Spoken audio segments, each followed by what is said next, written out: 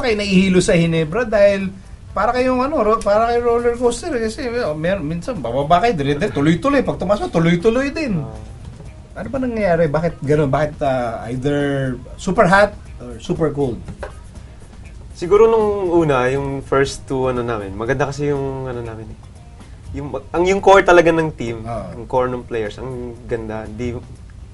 Talagang malakas kami doon sa tao for tao. Pero siguro yung question na lang doon yung chemistry, kung paano namin ibuo yung chemistry doon within the team. Maglalaro together. Tapos, speaking of the, yung nag 5 straight kami, yun maganda kasi yung, namin, yung rotation namin, yung maganda yung chemistry namin, yung fluidity doon sa court namin, yung execution namin, maganda.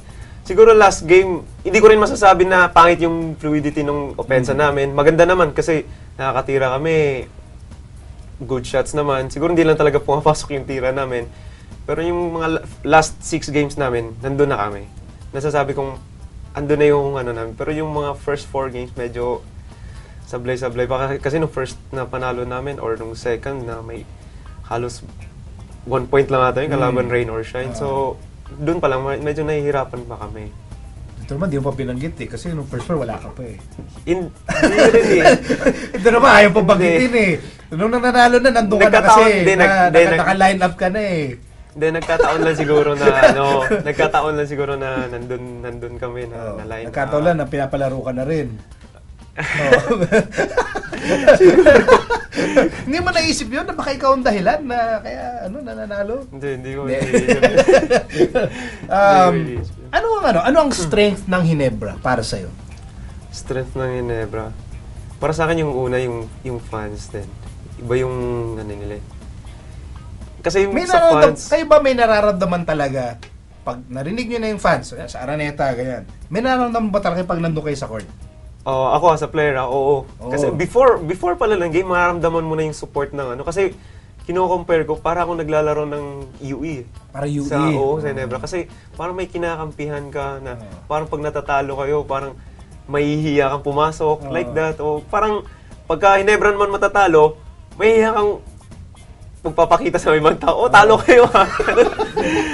Ganun. Kasi pag sa UE, pag natatalo kami, kinabukasan hindi ako papasok Ganun ang nararamdaman ko. May hiya. May hiya, kasi na-disappoint sila Oo. Parang ganun. May sense of pride na di talaga. So para sa'yo, yan ang talagang number 1 strength ng Ginebra. Kasi talent naman, meron naman talaga yung team. Okay. Ano naman sa palagay mo, yung bang bagay na kailangan improve ng Ginebra, if let's say, lalo na, you want to make a run at the championship, ano kailangan improve pa ng Ginebra? Para sa akin, yung kailangan namin i-improve is yung chemistry talaga namin. So hanggang ngayon, you're still parang working on the chemistry? Oo, still working kami sa chemistry. Pero nandun na kami.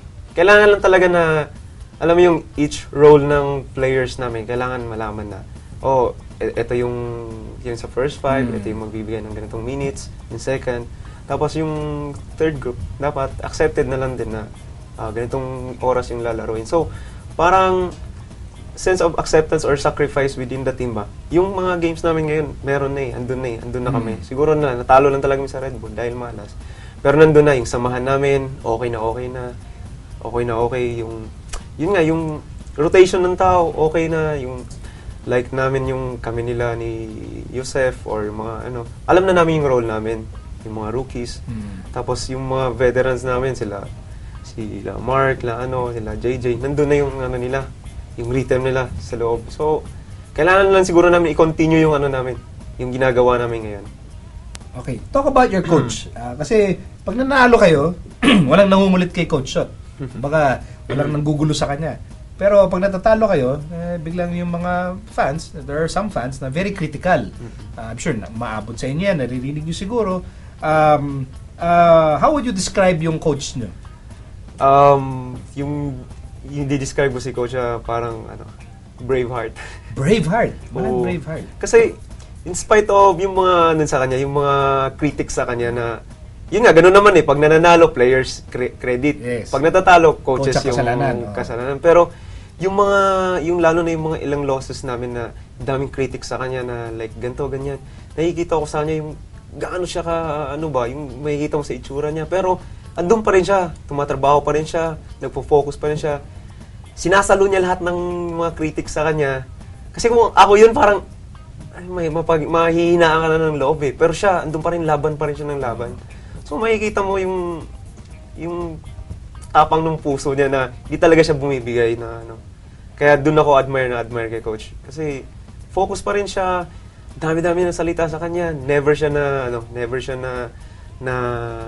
nagsalita ng pabalik para sa kanila. Last question, Rob. What's the best part of playing in Ginebra?